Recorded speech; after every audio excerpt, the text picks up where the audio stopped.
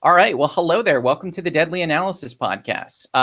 My co-hosts and I are just shiny, happy people tonight. Why, you ask? Because we're going to be discussing the 1980 Stanley Kubrick film, The Shining. That's right. Tonight, we're going to batten down the hatches. We're going to unlock the door to room 237, and we are going to discuss how the moon landing was faked. That's the entire podcast this evening. Nothing else but how the moon landing was faked.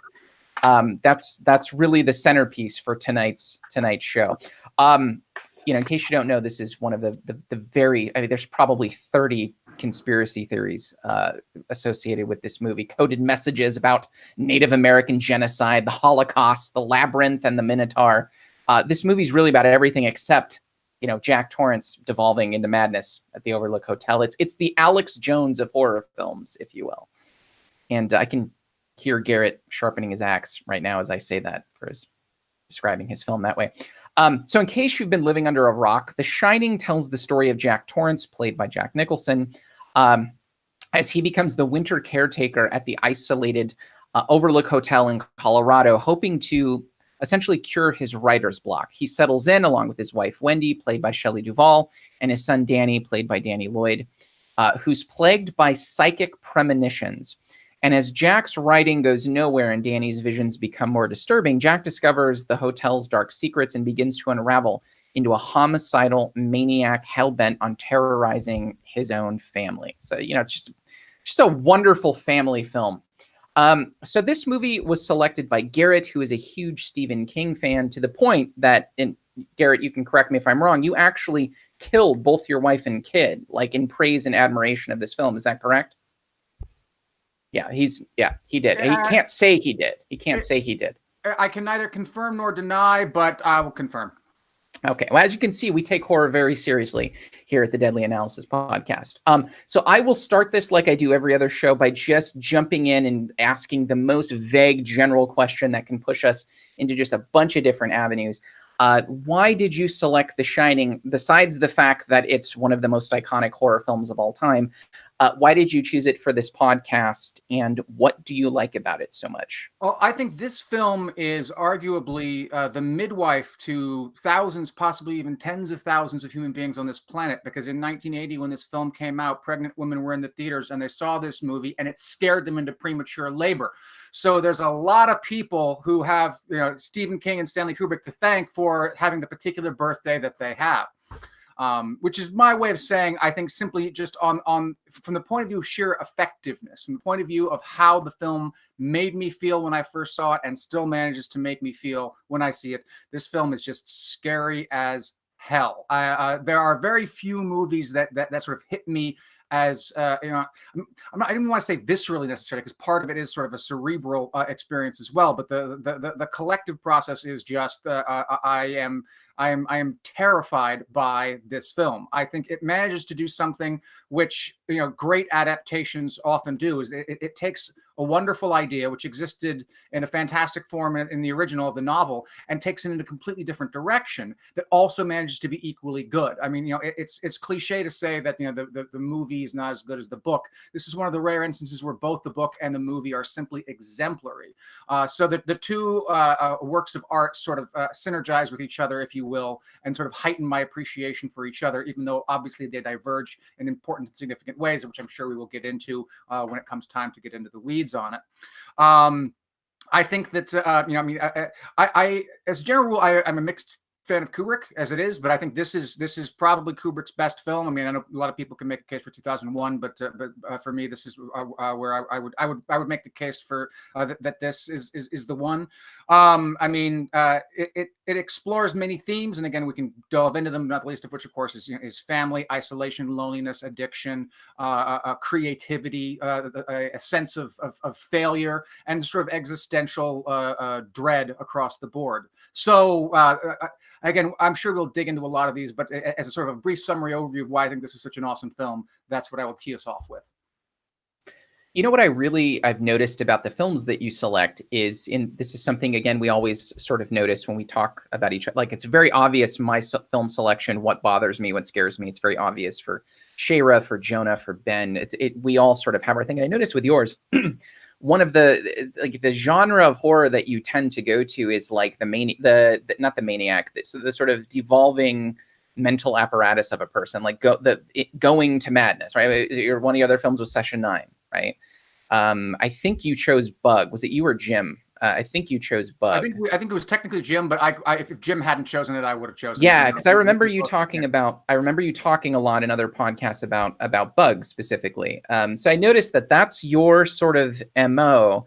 I'm curious. I mean, I think you sort of answered this, but I mean, would you say that this is that pinnacle film for you? That this one sort of encapsulates in the most, let's say, horrifying way to you, the idea of losing oneself to madness, like unbecoming in that sense? I'm not sure necessarily about pinnacle. I mean, it definitely was an early one. I mean, it off the top of my head, it predates other films, like the ones you mentioned, that managed to capture that.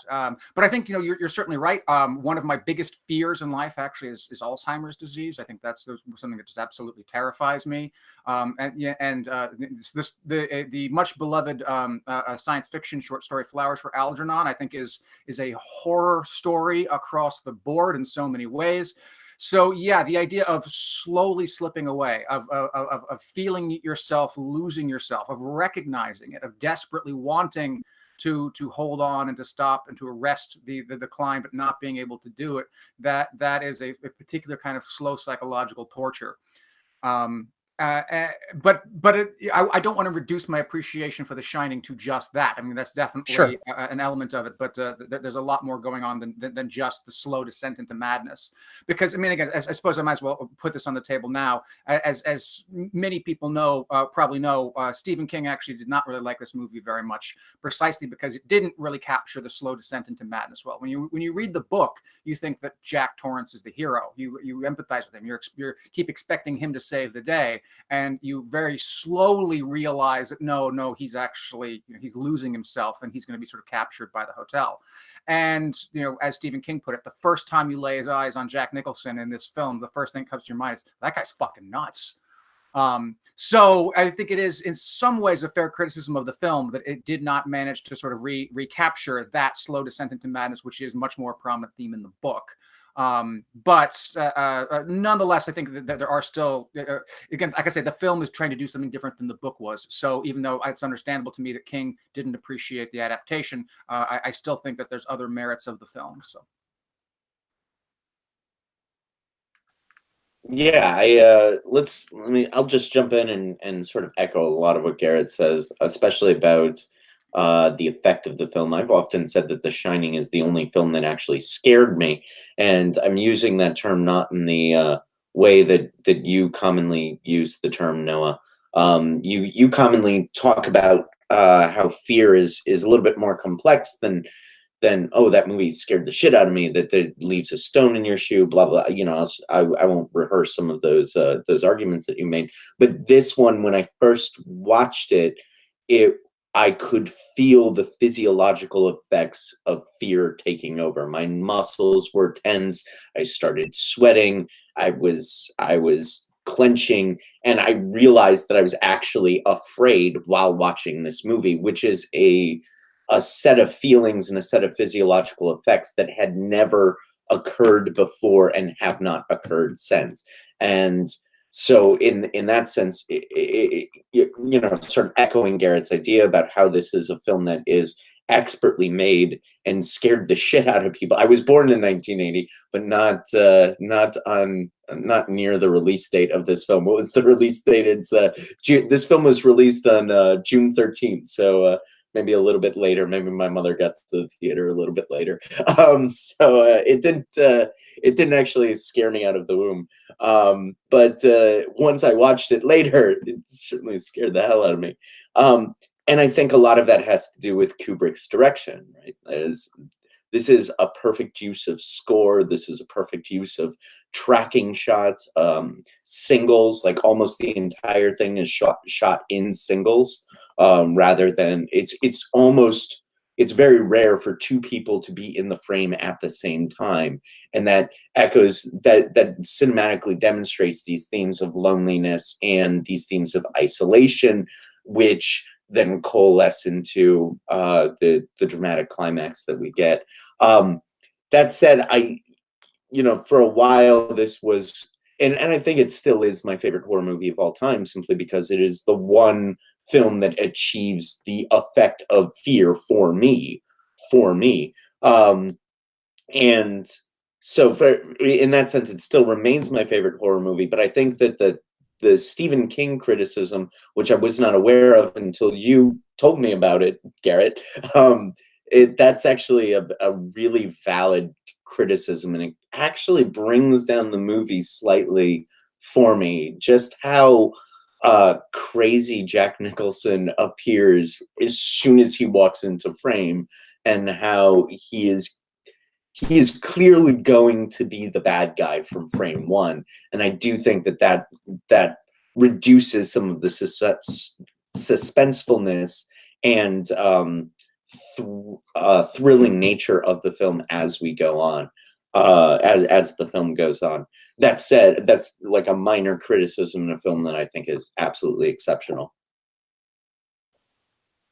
Oh, go ahead, Ben. Sorry. Oh no. I was just gonna throw out my general opinion as well. I gotta say, like, I really do kind of like feel like this is a great film, obviously. And I haven't actually read the book, and I think that's probably for the best, because obviously they're very different from what I understand. Like, everyone seems to echo that same opinion. But if the main point of the book is supposed to be describing this like long descent into madness, like you guys have described, yeah, like I definitely don't think it really catches here. And it's kind of obvious that that's in the movie. I think that's what they're trying to do, but maybe there's just too much other stuff going on for them to really get at that. I think it's really cool that there's like multiple storylines sort of going on, kind of like here. Each individual character seems to have their own thing going on. But yeah, I mean, like you guys have said, it's from frame one. It's very clear that Jack is not a character that seems to really like his family very much already. In the car, he seems mostly annoyed with him. There's that story about Jack like already having abused his son, and I'm not sure if that's in the book or not, or if this is just more like a specifically movie thing. But there are fan theories around this, and like if you notice in the scene where he's talking to Lloyd, I think he actually mentions that it was 3 years ago where the incident happened, as opposed to 5 months. And so it kind of like sets him up as this character who is sort of an alcoholic, who has a temper, who doesn't really seem to like his family very much, who is potentially lying about the abuse. Maybe there's more abuse. And really, it just seems like these ghosts or these apparitions in this house have kind of just like tipped him over the edge where he was already kind of there. Like, you know what I mean? And I really just don't feel like, while that could have been the main highlight of the movie for me, and it's a fantastic theme, they really just sort of fell short of that. And, again, like they were trying to pack that in, of course, with this story about this obscure kind of like supernatural psychic ability that this child has, that also this other man has. And, I guess I'm not sure if they planned this out, or if Stephen King planned this out when he was writing this book. But of course, that sort of kind of like prequels Dr. Sleep, which he goes into that, I guess, that ability a little bit more and kind of like develops that story. But yeah, I mean, it's like there's two movies that could potentially be going on here in The Shining that are kind of like crammed together. And for me, neither one gets developed as much as it ought to have been developed. Now, that being said, I really do enjoy watching the movie. And I think like any movie for me that seems to be set kind of like in a woodsy setting, and I'm not sure what it is about this, but when you have that shot from the very beginning where you see this car in this lonely road going into the woods, it's a fantastic shot for a horror film to have. And I think it sets up a really good tone for the rest of the movie. The setting really works for this. But yeah, I mean, there's so much going on here that I feel like there's not enough development in any one particular area for it to be like over the top for me. Like I hear a lot of really high praise from you guys, but while I do think this is a fantastic movie, I'm not sure that it really gets there for me. Yeah, I'm super conflicted about this movie because cinematically it's fantastic. Kubrick seems to be really good at space, like making space, filming space, corners, and just it almost feels experimental in a lot of ways. And I feel like that got me more than anything like. So let me start it this way. I want to make a distinction between the quality of the filming versus the fear that it elicited in me. This film didn't scare me at all. It didn't scare me one bit. This is what's very interesting is Garrett and Jim, this is one of the scariest films you've ever seen. And for me, it just didn't scare me at all. And I think, I mean, for the reasons that we've talked about it through quite a few of our other podcasts, we each have different fear schemas, things, work on us very differently. This I'm not entirely sure why. I literally, this film has the least amount of notes I've ever taken on any film. It's hard for me to peg why this movie just didn't do it for me at all. I actually thought Session 9 was scarier than this movie. And I actually didn't like Session 9 for a while, but this seemed to do it less for me than Session 9. So I want to make a distinction between, the fear of maybe devolving into madness, even the fear of the setting being isolated. We've had quite a few films in which there's an isolated setting, and how that plays into the idea of death and horror and reaching a limit or reaching the end and not being able to really call for help or do anything. So there's sort of that like choking fear that no one's there to help, you're isolated, that sort of thing. I don't know why this film didn't have that oomph. It didn't have that thing for me. I think part of it is what you guys have been echoing, which was King's criticism, is that there was no real clear evolution into madness in the film. I have not read the book. I kind of do wish I would have read the actual book, but just because I know there's these large distinctions that I may have missed. But I felt like the descent into madness was fairly abrupt, and I think that took away a little bit of maybe what would have scared me. So I actually kind of, as you guys talk about what scared you the most, I kind of want to want to bounce that off me and think why that didn't scare me. I know this is going to sound terrible. I was kind of bored in this movie. I know that's like, I know that if we get any dislikes in the video, it's right here, time tag it. I think here's what I think part of the problem is. This movie suffers from what I call the scariest horror movie of all time syndrome, where if you Google the Shining, it says, you can read on multiple websites, the scariest movie ever made. It was the same problem for The Exorcist. And I hear all of this, and I saw this movie once when I was a kid, and I don't remember it. I remember watching some of it or all of it. I remember certain scenes, like very vivid scenes. Maybe that's one of the things we'll get into. I think that there's imagery that sticks with you in this movie, but that was kind of it for me. Like there's certain, like you could YouTubeize certain clips and get a really good like compilation of scary scenes, but putting it all together was the thing that just didn't work for me. But anyway, yeah, I had a lot of conflicting emotions. I love the cinematic stuff, but I just felt like the fear element was lacking for me.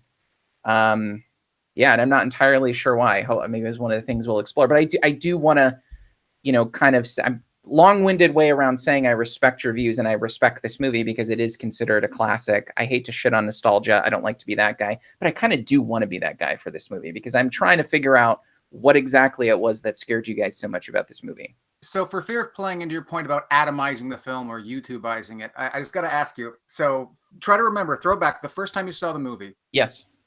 Danny Torrance is riding on his tricycle through the halls of the hotel, and he goes around the corner, and the two girls are standing there. Tell me you did not shit your fucking pants when you saw that. I have no recollection of being really scared by that. I and when I saw it a second time, I knew that it was coming. So that didn't really do much for me the second time watching it, but I don't have any memory of that really scaring me as a child. Hello, Danny. Yeah. Come play with us. Okay. When you do that, the fear actually is, I'm feeling it now. So now That's ever and ever and ever. That's like to the marrow right there. I feel that in my spinal fluid every time.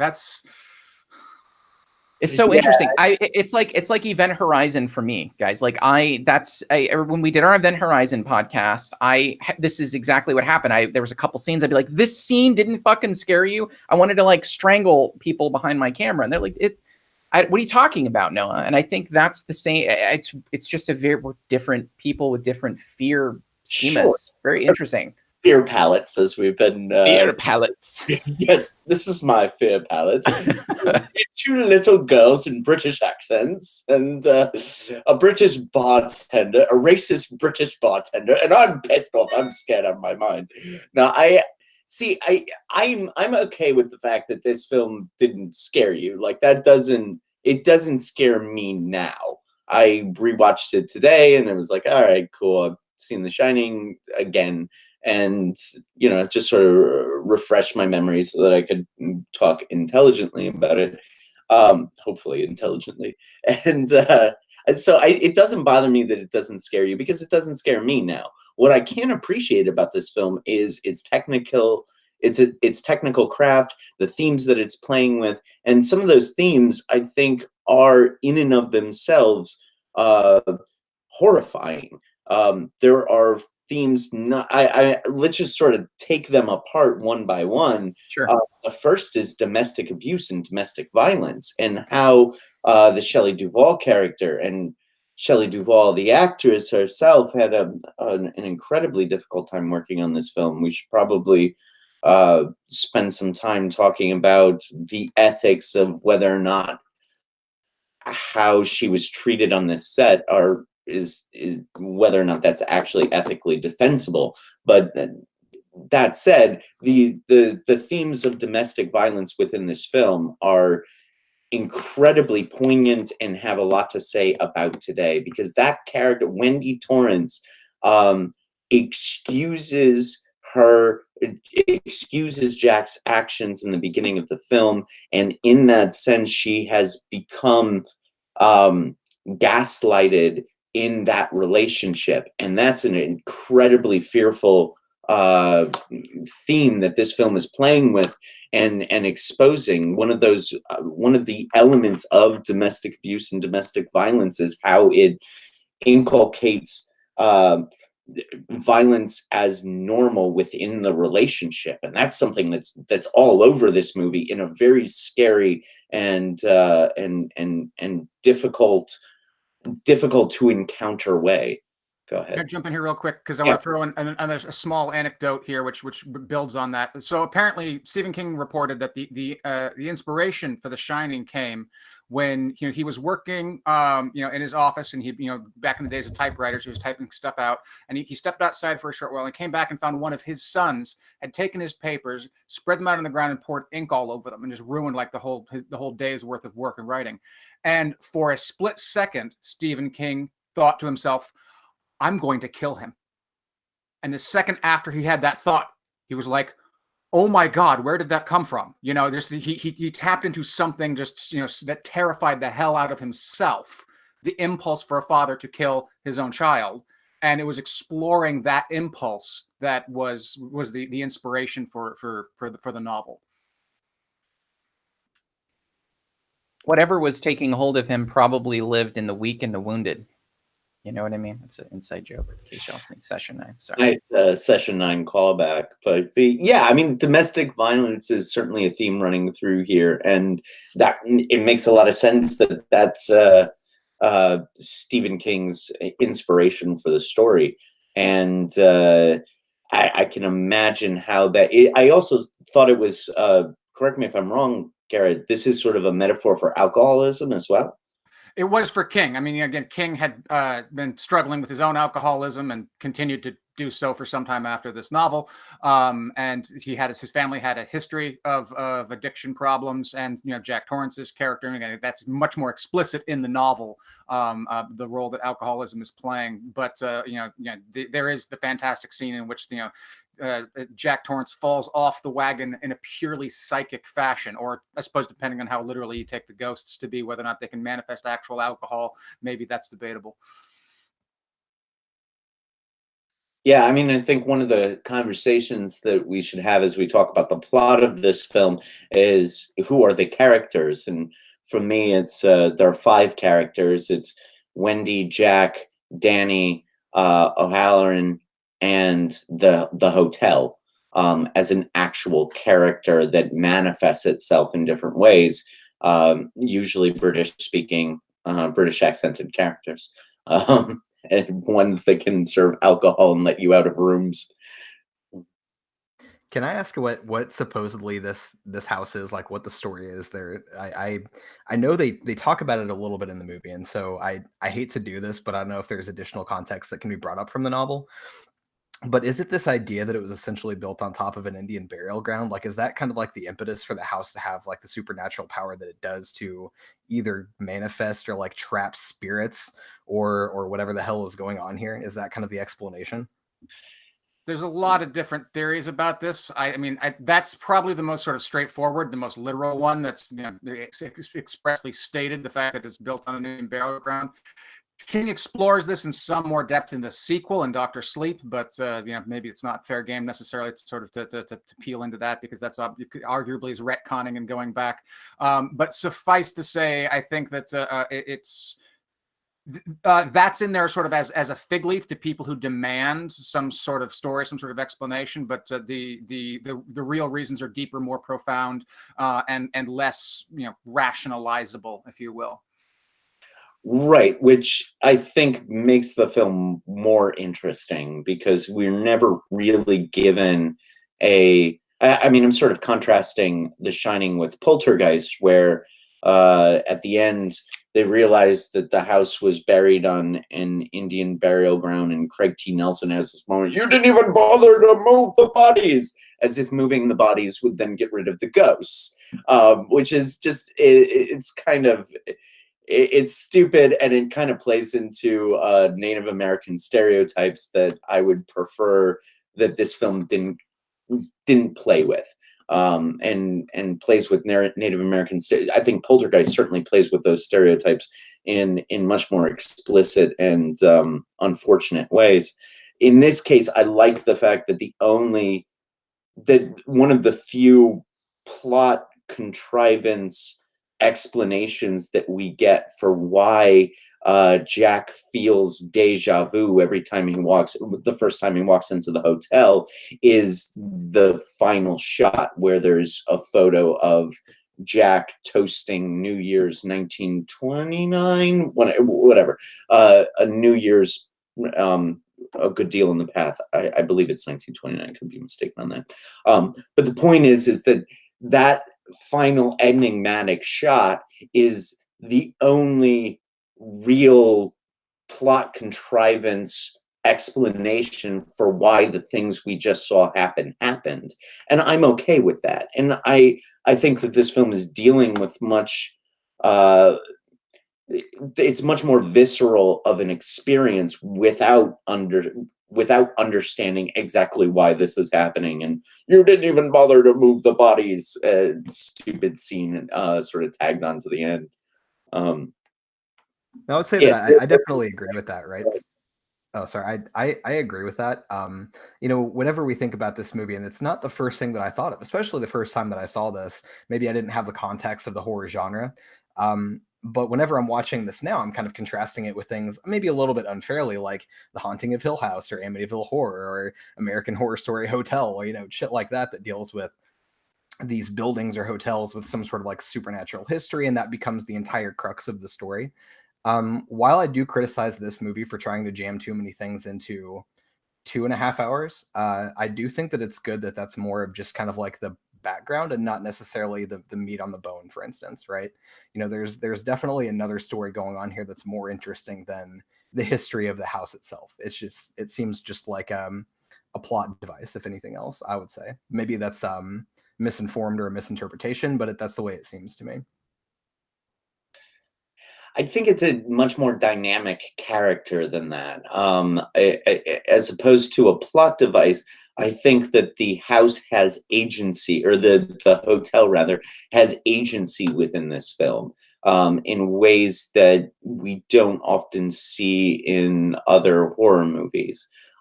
This is a place that actually affects the plot because it wants something. It wants, I assume it wants Jack to be returned unto it. And it's craving more in the way of like not a blood sacrifice, but it's craving Jack's returned presence to it. And so that's why I see it as more than a plot device, because I think it's an actual character within the film. Any interpretation of this film that I come to, that sort of explains and ties together all of the elements has to include the house as a character with agency, or the hotel rather as a character. I'm trying to think of other films that we've done on this podcast that have that. The only one that comes to mind is Event Horizon. The spaceship has a kind of agency that becomes its own character once that sort of blood letting back into itself. I think that's Session 9. I mean, I'm not sure I would go as far as to say it has the Insane Asylum in Session 9 has agency, but it's definitely a character unto itself. Yeah, in our chat, we have quite a few people who liked the book but did not like the movie. Just thought I'd throw that out there. I'm tempted to. I've read the book as well, and as I was thinking about the film and the book and how they intersect and don't intersect, I've come to the sort of rationalization that there are two pieces of art called The Shining. One is a book, one is a film. They're both good, but they have very little to do with each other. That there's almost a Venn diagram that's meets at the character names and a couple of the events, and that's about it. So I can respect the book. I like the book. Okay. I like the film a lot. But I don't try and square those two, as the book and the film, as being either in opposition or sort of comparing the book to the movie about in arguments about faithfulness and whatnot. Yeah, I mean, it is worth mentioning that they did remake The Shining in 1997 with Mick Garris directing, and it wasn't very good. It was much more faithful to the book. Now, arguably, again, there's lots of reasons why it wasn't quite so good. The budget was smaller. Again, Mick Garris, while a talented enough director, is certainly no Stanley Kubrick. It was made for television, so obviously that puts lots of limitations on it as well. But at the same time, because it was made for television, they had more time and were able to explore things rather than in a feature film length. So, I mean, the remake is not without its merits, and no doubt, if you were to do it right with an incredibly talented director and a strong budget and etc., you could do a more faithful adaptation to the book that was better than Garris's version. It still wouldn't. I don't think it would be as good as Kubrick's version. King's novel version is fantastic for the novel format, but if you tried to do a point for point adaptation into film, it just would not translate as well. Whereas Kubrick's version exists as a film in rarest of all forms. It works as a film, and so in many ways, each of these two works of art exemplify how to write a horror novel and how to make a horror movie, and it shows the differences between the two mediums. As you guys are talking, I'm thinking, one of the things I did like about the film was just the vast enigmatic quality of just the entirety of the film. Like, I think this is one of those films where maybe the setting was more horrifying than the intention of trying to develop a main character and watch his sort of de-evolution into madness and, killing his family. That was the least interesting part of this movie. The imagery in this movie seemed to be what was the most interesting. The exploration of the actual physical hotel was like scarier than anything else in the film to me. Can't think of many other films. I mean, maybe that's the point. Maybe that's part of the point.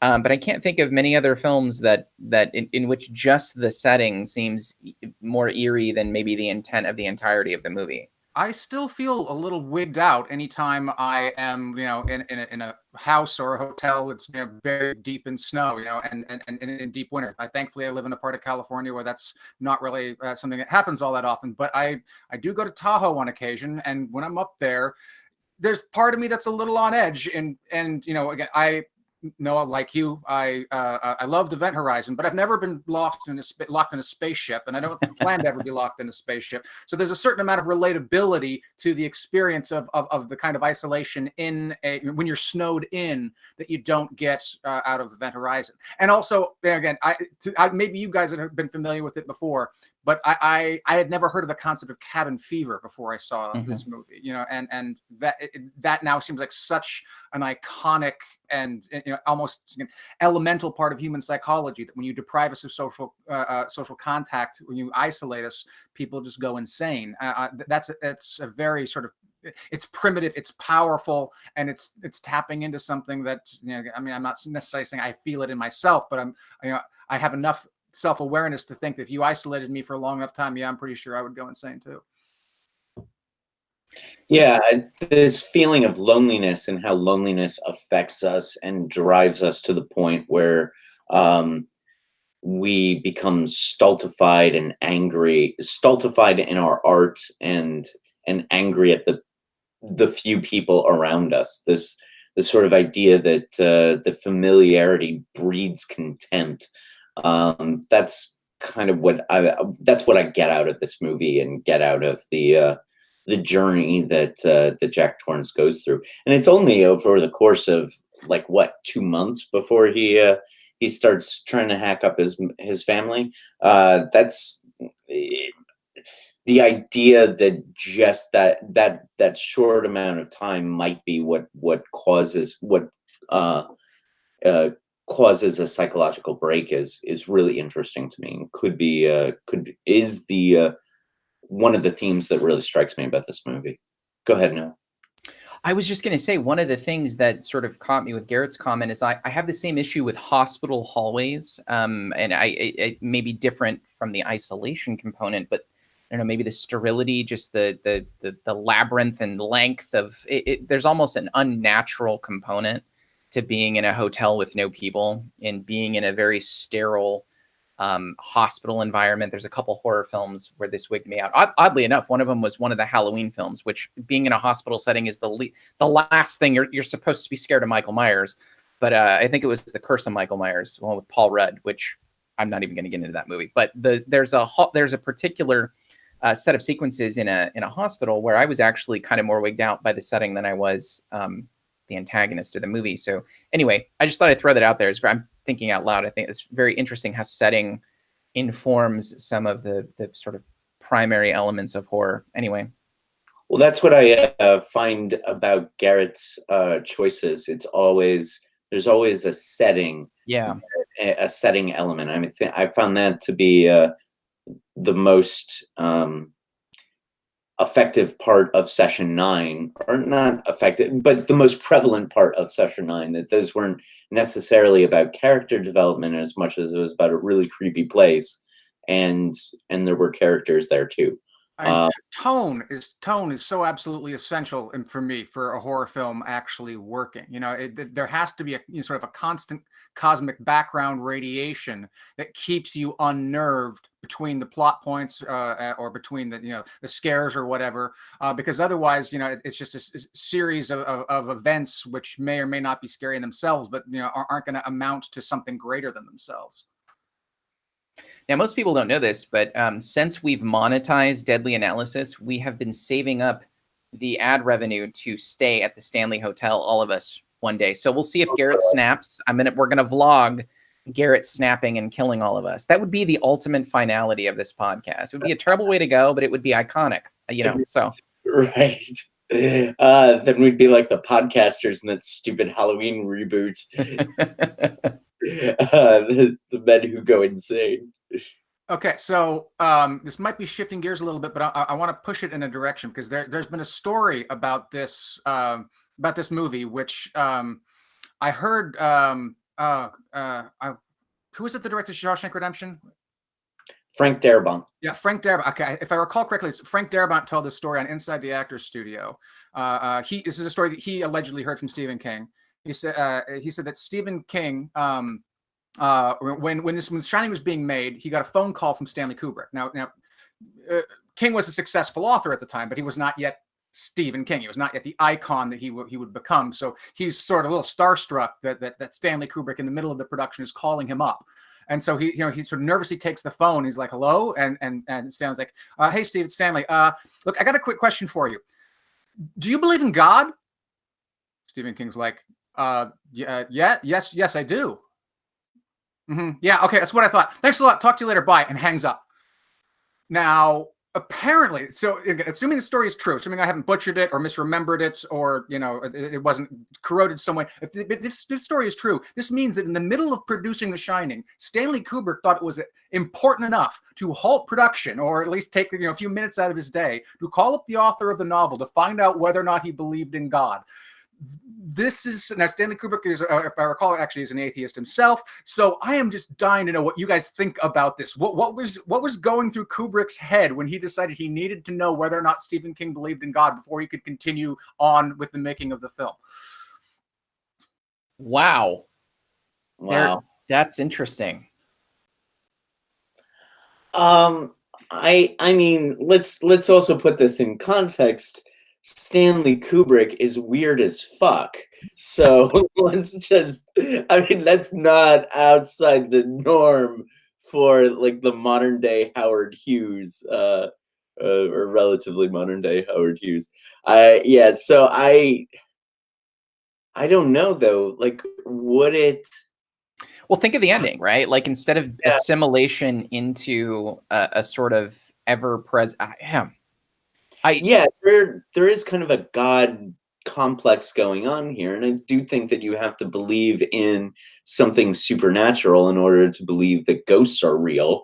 And this film certainly takes it as a given that ghosts are real.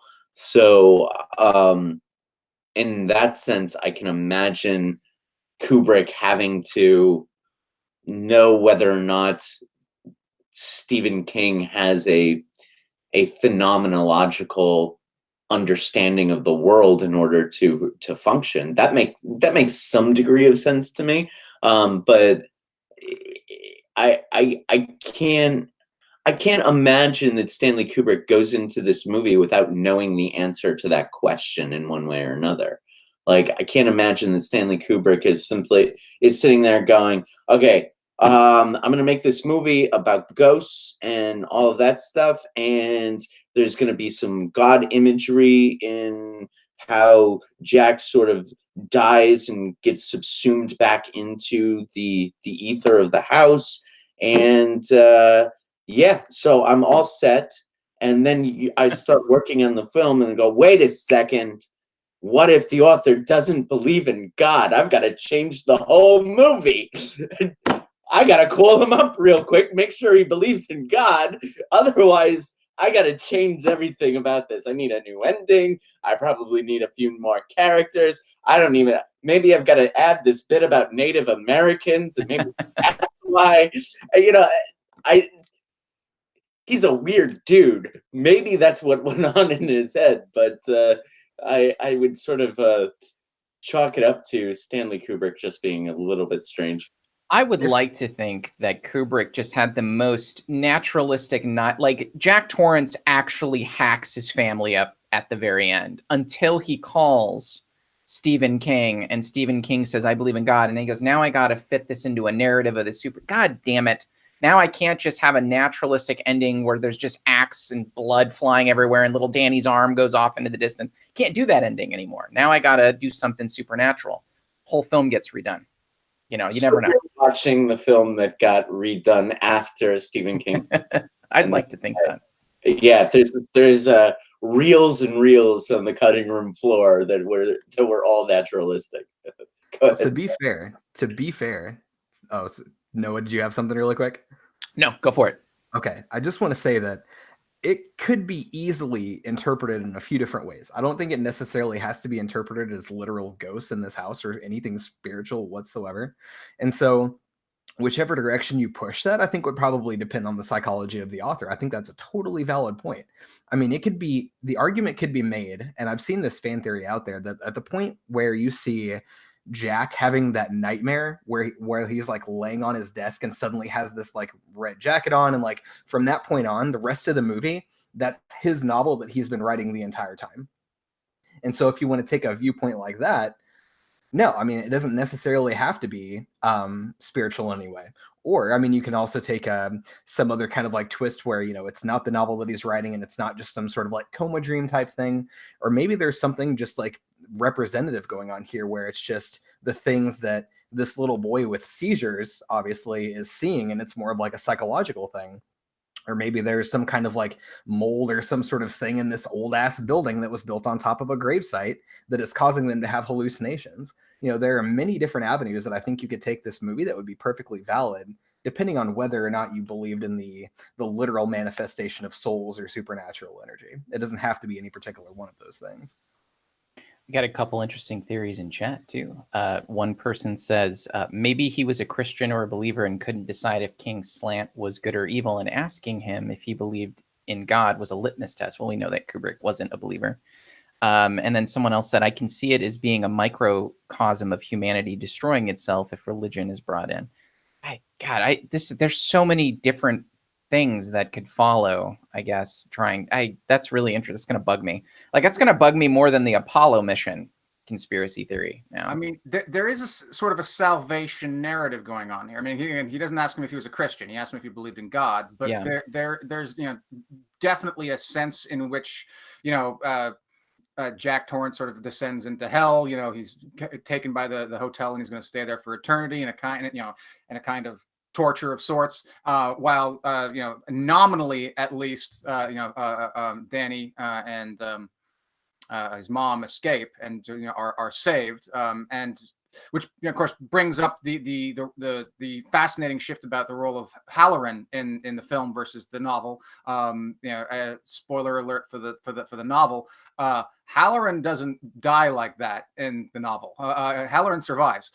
So for people who read the novel and were expecting Halloran to come in and save the day, to see him take that axe to the chest, it's shocking for anyone, but for people who are expecting him to save the day, it's even more so of a horrifying moment. But again, I'm not saying I'm not saying he's a Christ figure necessarily, but he does offer salvation. He offers them an escape from hell, as it were. Because there's the other idea too. I mean, and the bartender says this sort of explicitly too, right? The hotel wants them too. The hotel wants Danny, and again, King plays into this in the sequel again. He wants that shining. He wants that that the hotel wants the power. So I think Wendy is desired too, but Danny is the prize, and the fact that Danny escapes is something that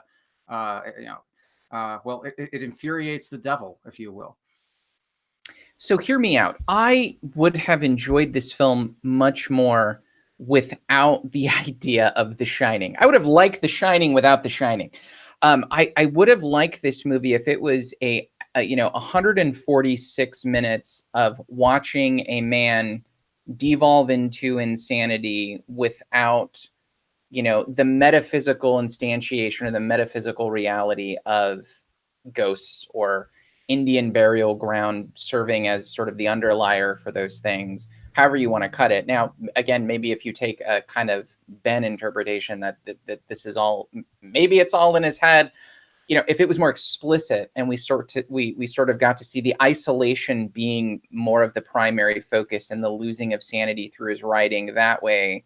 And it was, be very careful how I say this, that it was more obvious that it was all in his head, and that the film didn't take you down avenues where you sort of start to realize that there is a metaphysical, reality to these things. These apparitions are really there doing particular things.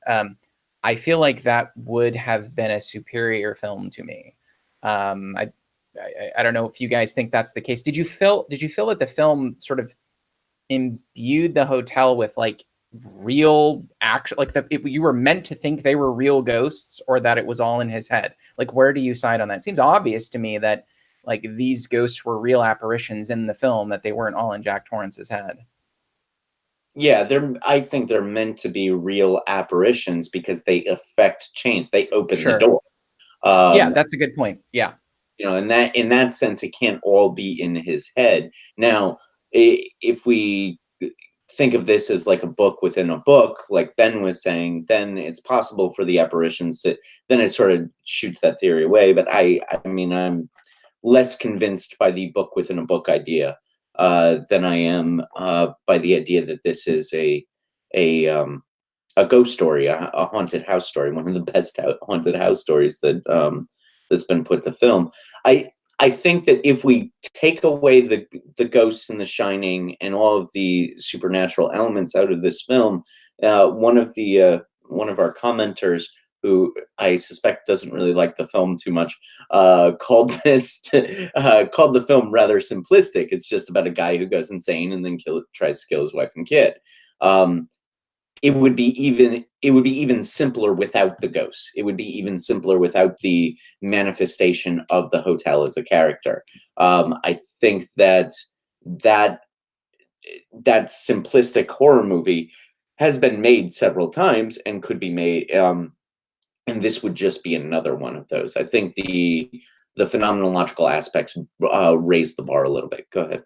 So a couple things. You could make the argument that even with the ghosts, films like that have been made, right? Like adding ghosts doesn't make it necessarily any more novel. Secondly, simplistic, that's one way to put it, but I like horror. I guess this is me talking about the sort of horror films I like. I like horror films that focus in on one particular thing, one component of the human condition, and just hammer it down, right? So finding something fundamental about the human condition, whether it's the idea of contemplating your own demise or losing what it means to be a person, being replicated, being removed, having no voice, get out. I mean, these like very obvious, you could call films that focus on one thing very heavily simplistic, but those tend to be the horror films, if they're done well, and I guess that's the nebulous part, right? That last, that matter, at least to me. They're the ones that stick with me. So it wouldn't necessarily be a negative for me to have just another film. Again, this was done in 1980, so there's been a lot of films on top of it since then, and there have been some before that. But it wouldn't be a criticism to me to have a basic story if that basic story is explored well. And this movie had 146 minutes to do that exploration, and I think it did some of that really well. The camera work, the steady cam, the setting, the exploration of different, that's the masterpiece of this movie to me, is the setting. And so, you can keep all of that and explore the madness of Jack Torrance, the, devolving into, who he is not, in a way that I think, one person can call it simplistic and another person may call it a masterpiece if it's done well. I don't think that actually removes any of the potential from the film by having it be just another one of those movies, let's say. I don't totally disagree with you. At the same time, I think we're also ignoring what the ghosts add to the story, how they turn this into sort of a cyclical, that Jack Torrance's journey becomes a cyclical thing rather than something that only happens once within the context of the A to B of the story. So the idea that violence, and this is a film that's a theme that's explored a little bit more in the book, because we learn that Jack Torrance had an abusive father, and so it becomes this a drama about the cycles of abuse. And I think that that's something that the film is able to get at when we add the ghosts and the supernatural elements. Yeah, I want to build on that, Jim, because this is my answer to your question, Noah. If you could remove, there's a version of this movie in which you remove The Shining, just the telekinetic powers. There is a serious plot issue there as to how exactly Halloran ends up being contacted to come back. But Sure. A creative writer could figure out a way to plug that hole that didn't feel too artificial. So if you really wanted to rag on this film, you could say that the only reason The Shining is in this film is to fill that plot hole. And I think that that's particularly harsh, but I can sort of see where that criticism would come from. But I don't think you can remove the ghosts for basically what Jim was just saying, because ghosts, ghosts can mean lots of different things, but I think one of the more common things is just it's a stand-in for the past, and how the past influences and controls us and affects us in ways that we often don't appreciate or don't understand. That can be through a literal sort of genetic inheritance, like inheriting a genetic predisposition towards alcoholism or something like that. It can be through how it is that our parents affect us when we're kids in ways that that leave scars from experiences that we don't even remember. And I think that is that's what's happening here. The ghosts are the past of the characters. The ghosts are the fact that you can't get away from the fact that this hotel was built on an Indian burial ground. It was built long before anyone was alive. There's actually an interesting little aside. There is a version of a chapter which was not printed in the original book, which King removed from the original book but printed elsewhere. I believe it's called Before the Play, which tells the story of what happens in the Overlook Hotel, before Jack Torrance ever arrives, like decades before, and it's a murder happens, gangster sort of murder sort of situation that sets up some of the ghost elements. And like many a horror, like a haunted house story is trying to sort of get us in touch with, is this when you move into a house, there's a history there that you don't know. There's people have loved, people have lost, people have created life has ended in this place, and you are oblivious to that. And there is something that is incredibly sort of elemental about that power of history, about the power of humans past and the emotions that they've invested in places and in things, that it should have power over us. It should influence us. To steal a line from Magnolia, we may be done with the past, but the past isn't done with us. And that's, to me, what ghosts symbolize. That's whether or not you escape the hotel, you cannot escape the past. I've got Go ahead. I really want to interject on that point. And I think it's really interesting that you guys are taking this position so strongly, whereas Noah and myself might diverge just a little bit. Not to put words in your mouth, but I think Noah commented on that before Jim and Garrett started defending the ghost idea. In this particular movie, taken by itself, I don't think they serve that function in a way that is unique or like could only be done with ghosts. I really do think you could take out that part, at least, maybe not necessarily the psychic powers and the Shining thing, but definitely the supernatural as it pertains to the ghosts from this film, and still have a perfectly coherent story that's just as good. And you could even fill in the elements where they do come in to play a role in the plot, and it would be just fine. For instance, the scene where Jack goes up to the room and he sees the woman in the bathtub. What does that really do for the movie? Does it move the plot in any particular direction? I mean, you might argue that it definitely tells us something about Jack's character, but I also think that a well-placed flashback, maybe he had cheating in his past or something like that, or whatever. Maybe he had some kind of like brush with death. I'm not sure that as good of a scene as it was, it necessarily speaks to the house having some kind of agency where it's pushing Jack in any particular direction, just from what we see, right? Like, I mean, I think some of that stuff probably does come from the book, but I don't think we see it in Kubrick's film. That's the point that I'm trying to make here, is that I'm not sure if like other context is getting pulled into the movie and being applied to the movie when it might not necessarily exist in this standalone piece of art. You know what I mean? That's kind of like why whenever I first stepped into this, I didn't get that impression. Like I saw it as just like another kind of like a story set within a location where there is supernatural activity going on. I didn't get the impression that the house had its own agency. And even when we talk about the cyclical stuff, yeah, I mean, I guess so, but I don't think the cycle there necessarily speaks to that, beyond it just being maybe a reincarnation thing or, whatever. Maybe it's just that the spirit of the character Jack escaped from that trap or whatever it is and then came back. Like, I don't necessarily think it speaks to the house itself having like its own individual character or whatever like that, and therefore that entire part of the story could probably be completely removed for me and it would still be just as good. Like, even if we're talking about something that has Christian symbolism, especially if we talk about the ending where Jack runs into a labyrinth and gets lost in the cold, loses himself and dies.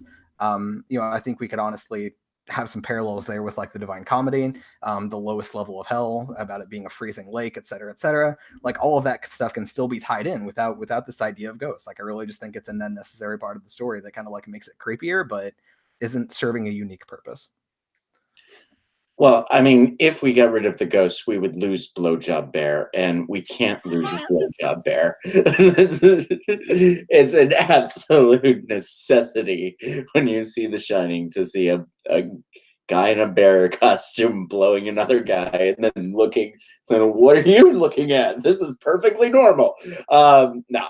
So let's pick up on the the moment that you highlighted, Ben, and two people can look at a painting and see two completely different things. You looked at that moment in the film, you saw, why the fuck is this on a wall in an art gallery? I looked at that same moment, and for me it was about a animalistic, a version of a relationship that is only based upon lust and watching that relationship devolve. She gets out of the bathtub. He gives her the, oh, we're going to do some things now. He's clearly drawn to her. And then through in front of him, she goes from attractive to old, young and attractive to old, and then she laughs at him, sort of mocking his own lust. And for me, that worked as if I'm imbuing the hotel with agency, and I'm imbuing these ghosts with a desire to affect the character, then that is the hotel's way of mocking his relationship with his wife. That it starts off, lustful. It starts off with a degree of attractiveness, and he's drawn to her, and then slowly she gets old and ugly and laughs at him, and that worked for me. It worked to sort of bring about these ideas of what happens to relationships and to our the attractiveness of our partners and the draw to our partners, especially when those draws are based purely upon animalistic urges. So while you saw that as being sort of a throwaway element, maybe just a creepy moment in the film, I actually found that to be really quite necessary, as the hotel's sort of trying to take apart Jack's psyche. Does that make sense?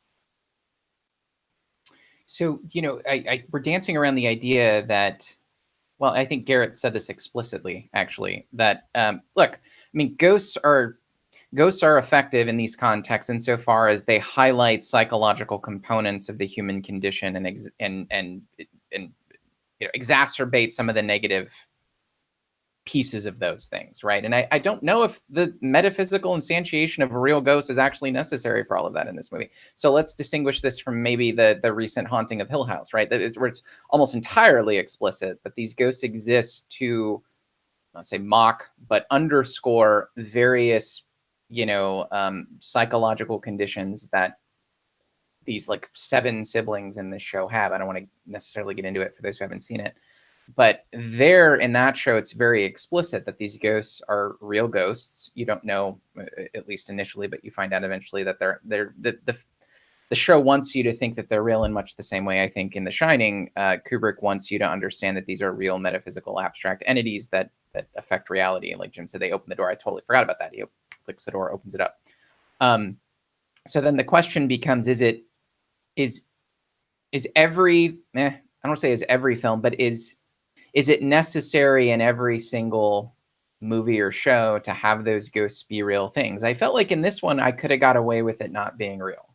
I feel like even pushing the narrative forward in that sequence that you were talking about, Jim, that's still making the ghost a real thing that's sort of above and beyond Jack and his family, like having something outside of the family impinge upon their will doesn't seem to be entirely necessary for the same point that you get in the movie to happen. Like, I don't know. I'm not entirely sure why that was necessary. I mean, it's a ghost story. It's a haunted house story. It makes sense to make it real. I'm not trying to tell Kubrick how he should have made his film.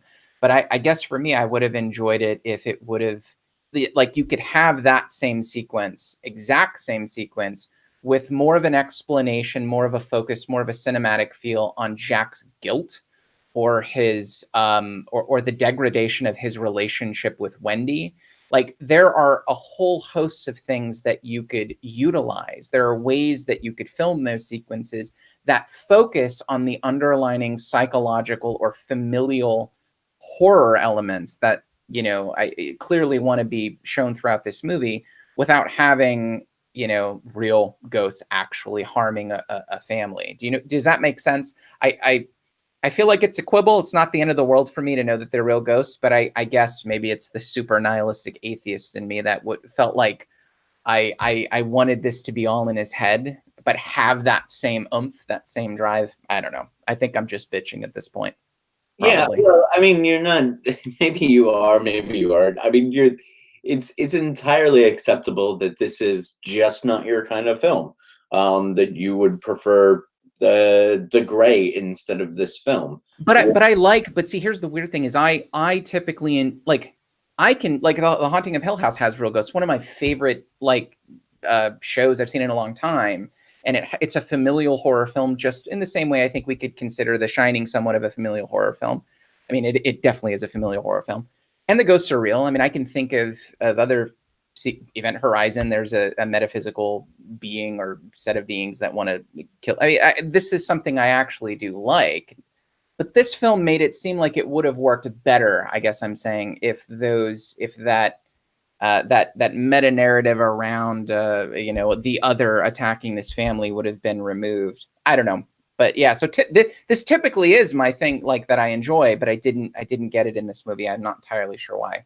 Anyway, were you still able to like some of the familial horror things? Like if you look at this movie and kind of think that the ghosts are in the head and just sort of drop your program when the ghost unlocks the door, which is the only real physical change in the environment that a ghost makes, were you still able to attach yourself to the film and its drama at that point? I think so. Yeah, I guess what I'm aiming at, and I don't feel like I'm articulating this in the way I want, but I feel like the point that the entire point of the ghosts, right, underscoring these problems that this family had, that time could have just been used to continue to explore the problems that this family had in a much more explicit way, I guess, in a much more naturalistic way. I got to think about this a little more. I'm not entirely sure why I didn't buy it and why I didn't enjoy it the way that you guys did. Let me think about this a little more. I'm not entirely sure why. I think I have an idea about that, actually. I've got to say that some of my favorite points in this movie are entirely driven by the fantastic acting of Danny and Shelley. So I really do think, like you were talking about before, the way she behaves in such a way that kind of like it really screams gaslighting. And when Danny sort of like acts awkward and uncomfortable whenever Jack gives him a hug, you know, I mean, it's stuff like that I really am like, man, that gets under my skin a lot. You know, I loved those scenes. Some of my favorite parts of the movie.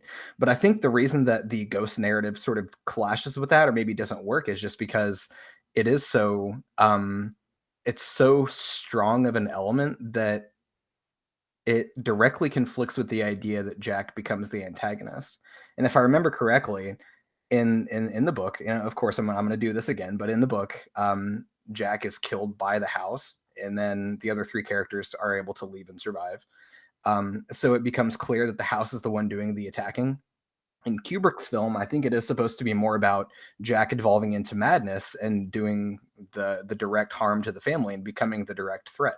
So if you're going to have a movie where a man devolves into madness, gets lost in the labyrinth, that's, you know, whatever, I think the ghost element there would need to take a back seat to that. You know, I mean, if they would have done it in like more of a subtle way where it just has like a soft influence, or you see some things whenever Danny has his visions, or like, you know, the only real proof that makes you think that this house is really haunted is when the pin comes out of the freezer door and he gets let out like that.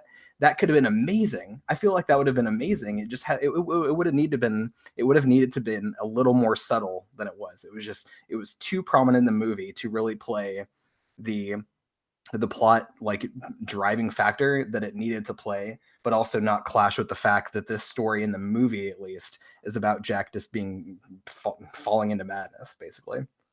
So to a certain extent, maybe some of those things are just, sort of your mileage may vary as to whether it's too much or not enough. But I mean, you mentioned, we've mentioned several fantastic scenes, but some other ones. When the doors and the blood is such a phenomenal image. The scene when they're going up the stairs and he's like, "Give me the bat, Wendy. Give me the bat." I mean, Nicholson is just so out of his head there, and then and the camera work, and Shelley Duvall is just fucking terrified. And all that. I mean, and the final, whatever it is, like 25 minutes or so, that whole sequence, you're holding your breath, that you are so terrified, and it's paced so fantastically as all the pressure is finally coming to a head. And, and of course the iconic scene in which Jack cuts down the door with the axe, and then here's Johnny. I mean, all of these scenes I think are all right. Oh, and if all work and no play make Jack a dull boy, right? I mean, that is so fucking good. I mean, there's just, again, I don't want to elementize or atomize the story into just a series of scenes, but you kind of have to, Garrett. Like I feel like that's okay in this movie. Like you should be allowed to do that, because I feel like that's sort of how this film was made. Like I don't want to do it in any other way than that. Like the scenes themselves, breaking them. And we had a comment in our chat that said as much, that this is actually how we should analyze a Kubrick film, is like scene by scene, color by color, like that sort of thing. So I think that's a fine way to discuss these things. Well, perhaps. I mean, I don't know. I think maybe you just primed me with your earlier point about the YouTubeization of it. If you were to do a supercut, and you certainly could do a supercut of the iconic scenes, but again, I feel a lot would be lost, because again, like I say, I think the tone and the score does such a fantastic job of bringing us to this place, and just living in the hotel with them, even before the action or in between the action beats, is a powerful part of the experience. And I don't want to distract or take away from the effect that those interstices play in the overall experience of the film. So that's I think perhaps what I mean when I'm afraid about atomizing the film. So I have a question for you guys. The scene with the axe with Jack Nicholson. What other film have we discussed in our podcast that has a scene just like this? In fact, some could say, and some have, that it actually inspired The Shining. Creep. Oh, are you talking about Creep? No, man. Creep. It's 1980. Creep. What do you? Listen, we're talking about B time right now, okay? Mark Duplass clearly was the influence for Kubrick. Okay. I don't know what the fuck you're talking about. Obviously, this is the case. Shining influenced this, and I was about ready to go, how the fuck did Shining influence Creep? But Creep. What the hell are you talking about? Phantom Carriage. Oh, right. Carriage. Yeah. Victor Sahlstrom, 1921. We talked about how Phantom Carriage influenced Shining in the podcast on Phantom Carriage. We did, didn't we? Yeah, that's right. It struck me when I was watching the scene. Actually, I watched I'm sure you guys have seen it too, the behind the scenes in The Shining where Jack Nicholson's getting ready to like knock the door down. That was fucking awesome. Yeah, look, for all of this film didn't do it for me. I'm giving the acting, Jack Nicholson is just fucking scores above everybody else. Like this, he's so good in this movie. And there is a viscerality to his character that is stunning and terrifying. I get that. I get that entirely. Another piece of trivia, actually, apparently Kubrick had considered both Robert De Niro and Robin Williams for the role instead, but he determined that Robert De Niro wasn't psychotic enough, and Robin Williams was too psychotic for the role. I also don't discount Shelley Duvall. She's absolutely fantastic in this movie as well. She's much more than I think a lot of people give her credit for in this film, because the beginning scenes when she is talking about the abuse in such a blithe and, oh, this has happened and now he's all better and everything's okay. That's chilling when you understand where this film is going and what Jack Torrance really is. So how she has sort of internalized the cyclical nature of abuse in those early scenes, and then she's a fine scream queen in the latter parts of the film as well. I think Jack Nicholson is fantastic in this movie, but Shelley Duvall is doing just as good work in this film as well. It's a different kind of role with different demands on her, and I think she rises to meet all of them. So since you brought it up before, maybe we should go into a little more depth on the ethics of the treatment, because so what happened? I've never heard this. So Kubrick, for example, told everyone on the set to give absolutely no attention or regard or sympathy for Shelley Duvall. She was to be isolated from everyone else. People were instructed sort of to be rude to her and precisely to put her in an emotional state of sort of hopelessness and fragility where other human beings, couldn't be counted on or relied on. And so, that creates a pretty intense tone right there. And it's not at all clear that, she obviously knew she was signing up to make a horror movie, and she knew she was signing up to make a movie with Stanley Kubrick, who was a notoriously demanding actor. But techniques and tactics like that sort of was deliberately designed to push her to her psychological and physiological limits. Again, there's more to it. I can't remember all the details. She suffered from nervous exhaustion, including physical illness and hair loss over the course of the film. There were actual physiological and emotional effects on her as an actress through the course of making this movie. And it was deliberately designed that way. It was deliberately designed by Kubrick to inflict the maximum amount of psychological damage on her while filming this film. Jack Nicholson wasn't immune from this as well. Kubrick basically forced him to eat cheese sandwiches during the course of the film, and he hates cheese sandwiches, which, okay, that's fine. But so he was forced to eat things that he didn't like in order to put him in more of an agitated and angry state. These are manipulations that directors do to various degrees. I remember Steven Spielberg even did something like this on Saving Private Ryan, where Matt Damon's going through press for Good Will Hunting and having a grand old time, while Edward Burns, Tom Hanks, and everybody else are going through boot camp at exactly the same time. So when Matt Damon arrives on set looking footloose and fancy free, everybody else is exhausted, and there's sort of it creates this kind of adversarial animosity from the other castmates toward Matt Damon. So that's a different degree of the same kind of director manipulation, and the ethics of doing that as a director are questionable. I mean, Kubrick, without a doubt, gets fantastic results from his actors. There are multiple films in which the best Matthew Modine has ever been was in Full Metal Jacket. The best, maybe not the best, Jack Nicholson has ever been is in The Shining. I think his performance in Carnal Knowledge is actually much better. So Kubrick definitely gets results, but does he do it in an ethical way? I think that's an open question, and something that I'm not altogether comfortable with, as especially the degree to which Shelley Duvall suffered for the creation of this character. I thought William Friedkin was an asshole for making the room cold in The Exorcist. Jesus. Yeah, that's a whole nother level. Yeah, I mean, that's William Friedkin was an asshole for doing that. Yet it got results. This goes far beyond it.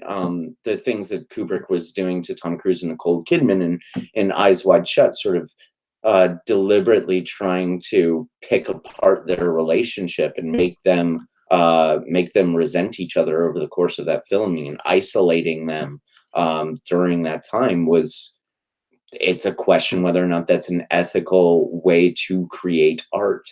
And it sort of goes, it dovetails with this controversial idea that you have to suffer in order to be a good artist, which I wouldn't. I don't. I think that's an open question. It's not something that I would particularly say to people. Hey, you want to be an artist? Go suffer some, and then come back and do your art thing. Yeah. So it's something I'm not terribly comfortable with when I think about Kubrick. Even though he is one of the masters of this art form. Well, I think you just said it, right? Like if he's one of the masters, then clearly there's some sort of palpable, tangible, real effect that his methods have. I would expect, perhaps. Like obviously this isn't experimentally controlled, right? Like who knows? But the proof is in the pudding, in a sense. And whereas we are just like talking about art in this particular case, like what it kind of reminds me of a little bit is like old school psychological experiments where they put people into horrible situations or take convenient samples from like prisons and do crazy things, but the results of that research ends up being incredibly informative for the rest of time, forever. So it really just does become, I guess, a matter of, for me at least, and I hate to be like a cold utilitarian about this, but you know, in some ways, I think you have to weigh the result against the means.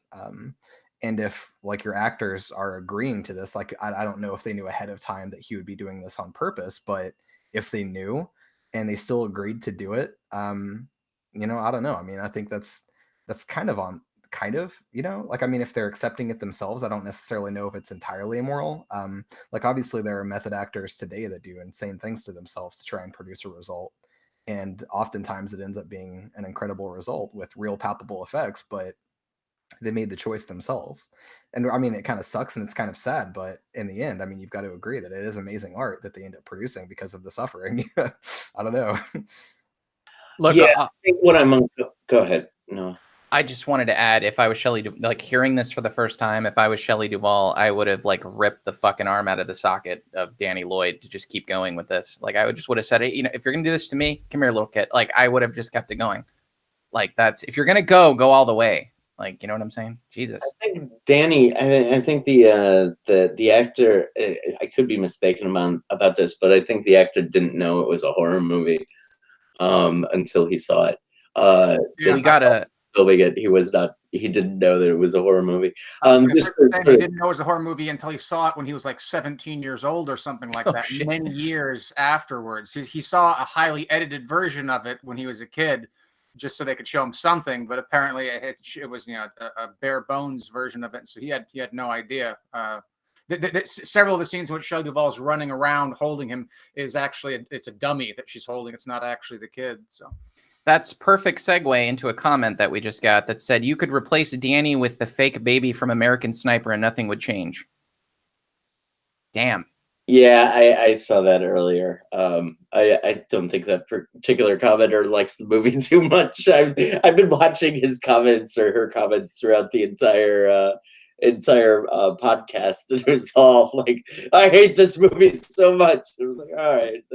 I will give this much. I did think that Danny's little finger thing didn't really work for me. That apparently actually was the actor's decision, and Kubrick decided to keep it in and to use it. And but I will agree that, you know, I was maybe about Danny's age, maybe slightly older the first time I saw this movie, and even then I thought that seemed a little silly. So, but at the same time, you know, even though it came from the novel, but the, you know, red rum just as a device, that's pretty fucking awesome right there. You know, if you see it coming, it doesn't work. But you know, if you don't see it coming, as I didn't, it hits like a hammer, man.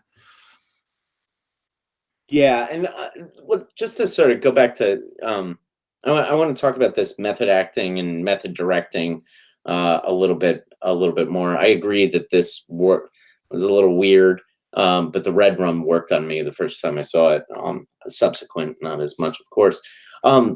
Yeah, like method acting, method directing, those are kind of two different things. I think when Daniel Day-Lewis becomes a cobbler and decides to sort of move himself away from all 21st century technology in order to get into his part. He's making that choice on his own.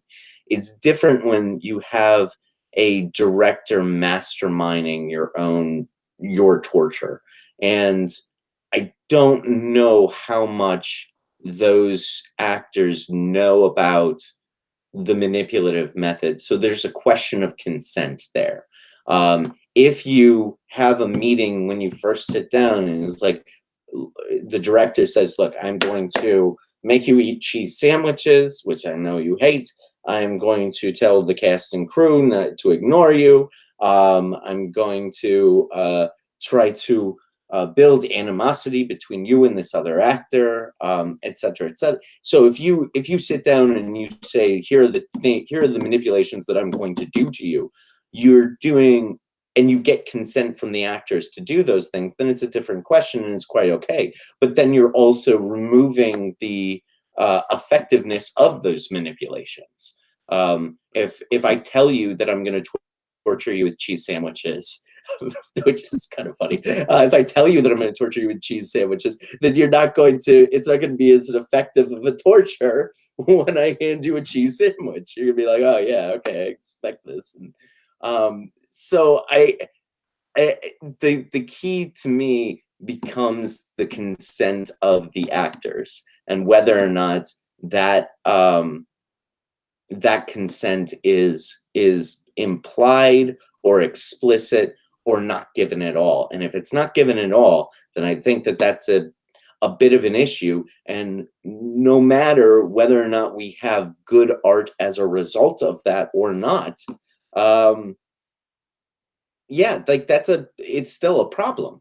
So what would you say, Jim, to if the director said, look, not Kubrick, but someone else saying, look, my plan for this film is to go full Stanley Kubrick and to just put all of my actors through the ringer.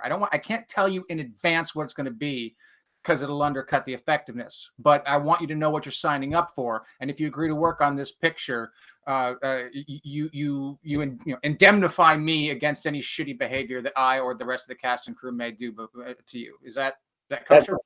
That's a form of implied consent, where you're sort of implying what you're going to do and you're getting consent for it. I think that's better ethically.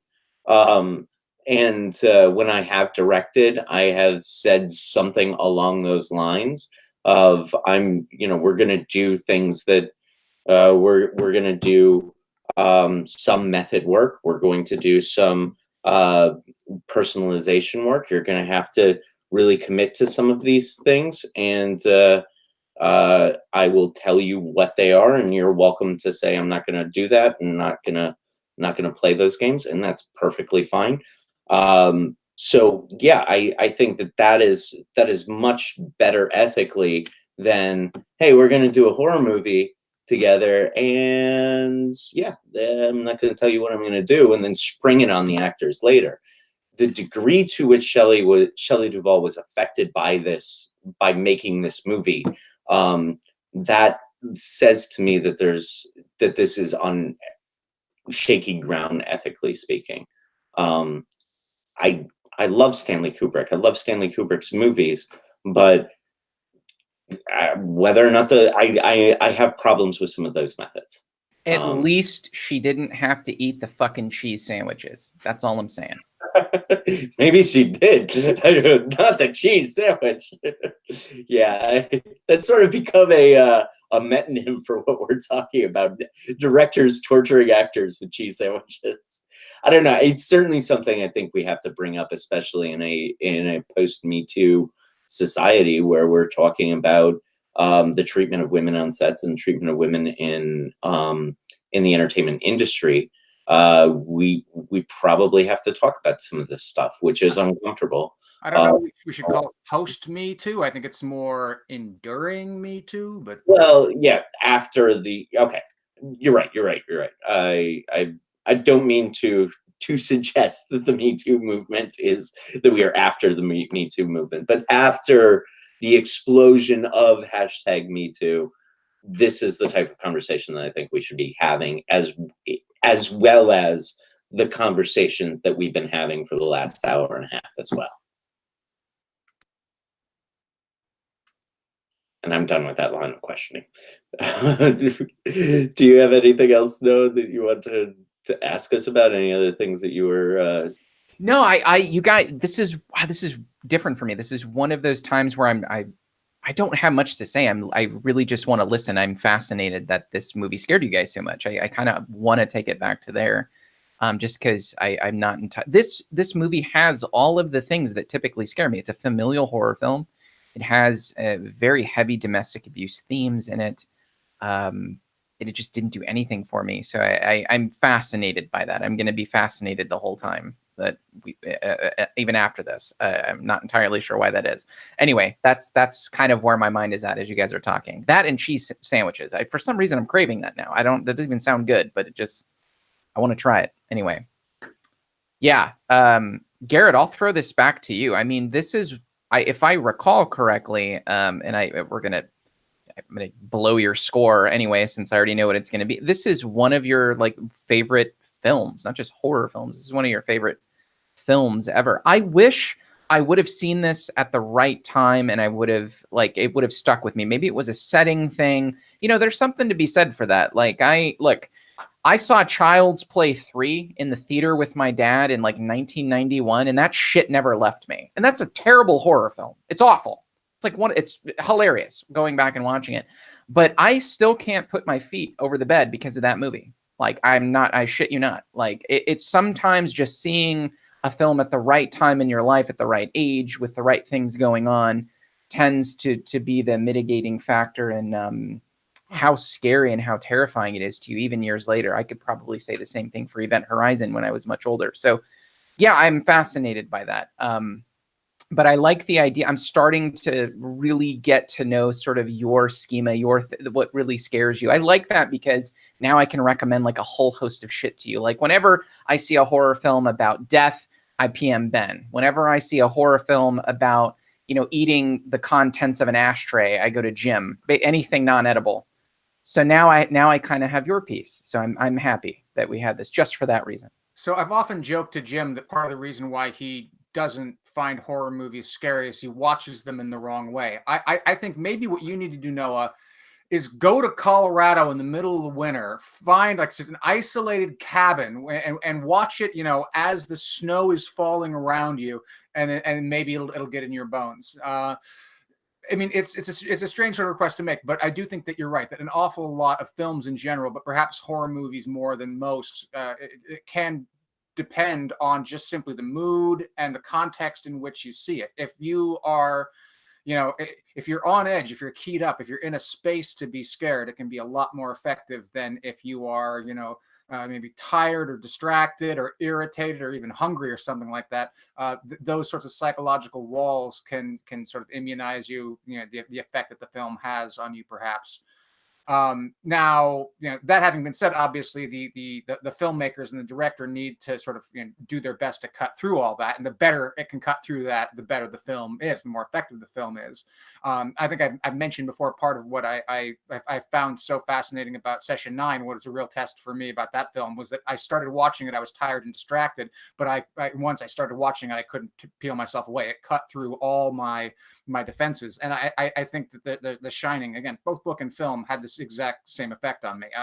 There's no amount of context or preparation that I could have done that would have made this film not be just completely effective on me. So, I mean, you ask, yes, it is one of my favorite horror films and my favorite films, period. And I go through it, and I think, we've talked about several things which are arguably criticisms. Could you change this? Could you change that? As far as I can tell, I think there's almost nothing I would call a flaw in this film. I mean, there's a couple of minor goofs. There's a scene in the beginning, which you can see the shadow of the helicopter down in the corner. There's, as I already mentioned, I don't really, that Danny's finger trick doesn't really work for me. But I mean, talk about just nitpicking. I mean, I go through this, and yeah, you could have told it differently. You could have done it without the ghosts or without the psychic powers. But that would have just been a different film. I mean, maybe it would have been as good, but I don't think it would have been better. It's really hard for me to imagine improving on this film in any way. Changing it, sure, but improving on it, no. I think this. Yeah, that's fair. This is a damn near flawless film. Yeah, that's fair. I mean, that's a criticism I could lodge against every horror film that I like. Well, if you just change this around, you know what I mean? I completely understand that. That makes sense. I mean, this film is iconic for a reason. You're not the only person that I know who considers this to be the scariest film they've ever seen, which I find fascinating.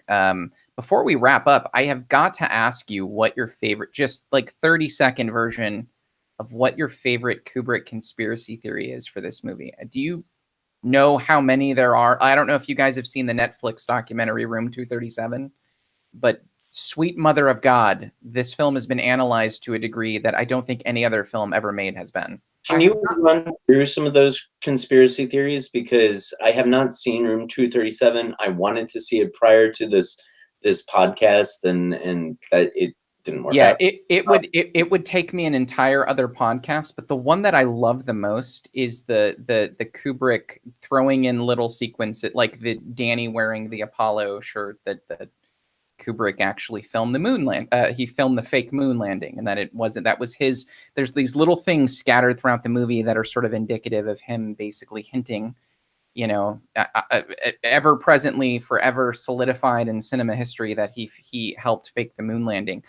Without going into it, just go watch Room 237. If you think we're crazy and the things that we analyze, holy Lord Jesus, there's Holocaust shit, there's Indian shit. There's some interesting, so actually, without getting too far into it, like there's imagery in this film that seems almost entirely purposeful with regard to like Indian, Native American genocide. So there's quite a few sequences with little, things that come to mind. There's when they're in the storage room with all the food. There's the cans of the with the Indian head on them, and that has some particular historical significance. There's a scene of disrespecting Native American heritage when Jack Torrance is throwing the ball, and if you notice what he's actually hitting, I believe, like a Native American painting or something like that. Like there's a whole bunch of stuff like that throughout the film. So people have these different interpretations of what Kubrick is trying to throw in there, but it's never ending. I mean, there's so many things. There's Holocaust things in there. It's completely wild. So I guess I'm the only nutbag Alex Jones type who actually cared enough to look into this. It's not that interesting. Don't worry about it. It's not why the film was made. Let's just skip that entirely. I will rate this movie. I guess I'll start. Unless you guys have anything else to add, I'll close up. Gary, you want to say something? Go. One minor thing. This is about the book, not about the movie, but it was something I absolutely loved. In the version of the book that I had, it may differ with different editions, different printings, but I think it was 217 in the book and 237 in the movie, or the other way around. But the scene in which Danny finally makes it into room 217 was on page 217 of the book, and you can call that a gimmick, but I thought it was fantastic. That just blew my skirt up. I loved it. Like that's cool. Like that actually is kind of wild. Like the moon landing one, I need to have way too much cannabis to be into that. That's a whole nother world. I just want to say kind of like my summary thoughts. This is really hard for me. I usually have notes when I do my final thoughts on a film, but this movie was so fucking enigmatic to me. I didn't know what to write for a lot of it. I watched the entire thing and I'm just like, I'm trying to piece together some sort of cohesive narrative that made me feel like this was a horror film, as opposed to a very interesting stylistic film about setting and, the very unique cinematography. Like it just was an experiment in film, right? Much that maybe I don't know why we keep going back to Creep, but much in the same way something like the mumblecorean aspects of Creep were enigmatic and novel and weird and funky. Like this film had a much larger scope version of that, where I felt like the setting was way more key than I ever remembered when I was watching this when I was a kid. And I left in 2019 feeling the same way. I felt less about the characters, about Jack and Wendy and Danny, and more about exploration of isolation within a setting of a giant place that you feel so tiny in. I mean, maybe we could piece this together in some way and say something like, because I know domestic abuse is maybe one of the more thicker analytical components of this movie. Like when I watch it, if there is anything I'll pull from it, that's something like that. It would be domestic abuse or family abuse. Maybe it could be something like, no matter how open and no matter how obvious, things are externally to other people with regard to your family, it always feels like an enclosure inside the house, and the things that happen inside the house can really stay inside the house. Domestic abuse can, be, as Jim pointed out, gaslighted. That's a huge component of it. The violence can be something entirely internal, even within the broad scope of like living outside in a giant external world in which all eyes are on you as a family. So maybe that's the back and forth between this giant hotel and this very isolated sense in which the film gives you, something like that. I'm not entirely sure what to make of this movie. It's so fucking wild. Every film we've done before this, I'm like, oh, that's what that movie's about to me. Like, that's very clearly what I get. In this movie, I just don't, I don't have anything. Literally, it's a haze, which I guess I'll give it points for. Like, I'll give it points for that. It's very novel in that sense. I don't, in fact, I'm not even going to score this movie. I'm going to let you guys score this movie. I feel like I would be doing a disservice to score. I know I'm a dick. I know. Let me think about it. I know you want my score. Let me think about it. Let me, all right, so first, I'll give you my normal thing is, okay. I recommend the movie.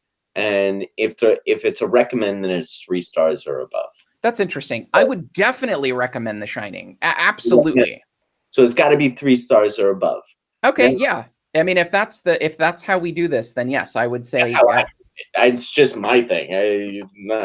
Yeah. Well, cheese sandwiches for you after this. You have to adopt it. But my normal thing is, okay, do I recommend this movie? Yeah, don't Kubrick me, man. Don't make me adopt your apparatus of this is a cheese sandwich over here for you. Yeah, watch out, I'm gonna give it to you.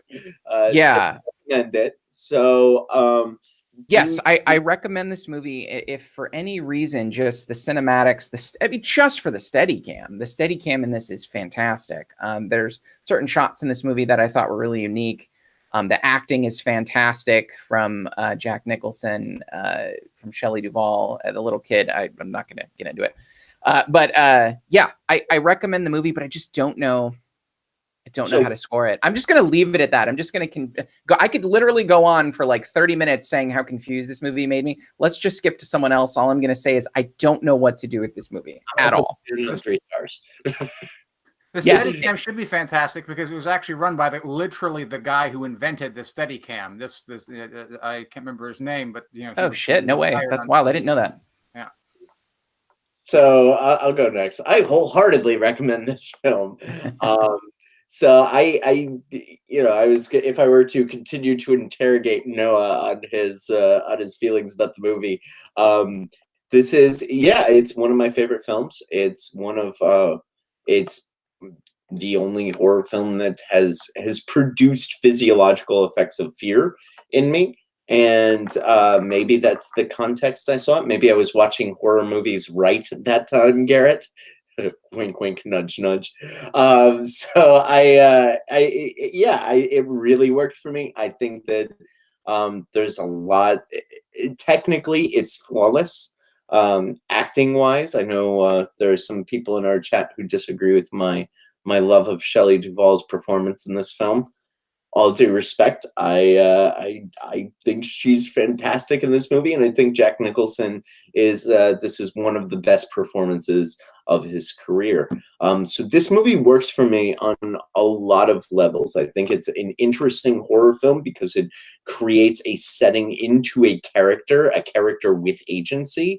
I think that's really interesting. Some of the themes of domestic violence and domestic abuse really work. I think those are explored really quite well. And the last half hour of this is pulse pounding. And so as a result of that, I give it 4.5 stars, just barely short of a 5-star rating, simply because of Stephen King's own criticism of this film. When he said, when Jack first shows up, he looks like he's going to be the bad guy, and that takes some of the suspense out of the drama, and I think that's a fair criticism. So that dings it slightly, and brings me to a 4.5 instead of a 5-star film. So, what did you think, Ben? Let's let Garrett close, since he's this is his favorite horror film. So, what did you think, Ben? Absolutely. Let's start with the beginning. So I did allude to this a little bit toward the beginning of the podcast, but I think some of the opening shots in this movie are absolutely fantastic. I really do. And I'm not saying this in a glib way. I love the forest setting for a lot of films. It was true for The Witch. It's true for Hole in the Ground, which we haven't talked about yet, but hopefully we will in the near future. I really enjoyed that. There are a few others that use this sort of mechanism of the woods and being deep in the forest is almost like emblematic of being within some sort of like a chaotic state where you have a loss of control, where it sort of like throws back to kind of like a natural order where you are more susceptible to the dangers of the world and of death. I think the shot, however, whenever they were following the car throughout that winding little road through the mountains and the woods, it was just a little bit dated for me, just because of the music and kind of like the text on the screen. It felt very 80s, and obviously that's just because it's from the 80s. You know what I mean? So it's like a lot of my criticism here comes from, I think, stuff like that. Whenever I put it into the context of the time, I think the movie is absolutely fantastic. A lot of the shots, especially that first shot that you get when Danny is having his initial flashback, where you see the blood coming from the elevator, which of course is shown a second time later in the film. But I really feel like if I were to put myself in the time where that was in the theater and I go to see that, much like we see the reaction with the Exorcist originally, is that it would be incredibly visceral. I do think that the movies that we see now kind of like desensitize us to stuff like this. So I really don't want to take this out of the cultural context in which it was released. I do think it was an incredibly effective film. And just like we had mentioned earlier, things like Red Rum, the first time you go through that, maybe you don't expect it at first, but then you realize it suddenly, and then it has like that incredibly palpable effect. There are a few different things like that throughout the film, so I do want to give it points for that. I mean, it's there is definitely an effectiveness there that ties back into fear, even if it's not necessarily what speaks to my fear response as somebody, well, as me today in 2019, right? Honestly, like there are a lot of elements in this movie that do correspond with some of my favorite selections.